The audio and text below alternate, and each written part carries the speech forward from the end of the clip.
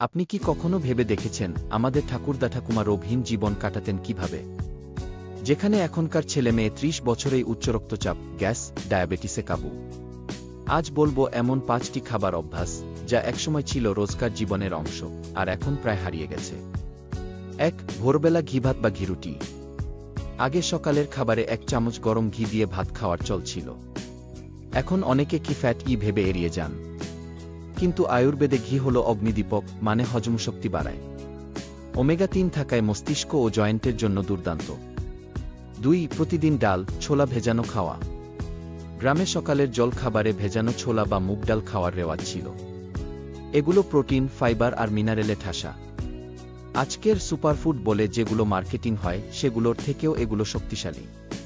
৩. তেল কম, মশলা কম, কাঁচা সরষের তেল, তিল তেল। রান্নায় ব্যবহৃত হতো কাঁচা সরষের তেল বা তিলের তেল।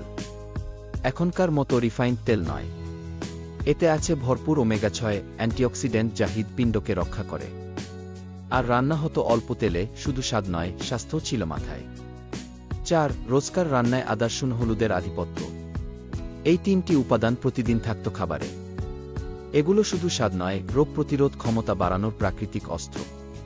এখন অনেকেই কেমিক্যালযুক্ত প্যাকেট খাবারে অভ্যস্ত, আর তাই শরীরও দুর্বল। ৫. দই ও ভাজানো খাবারে ভারসাম্য।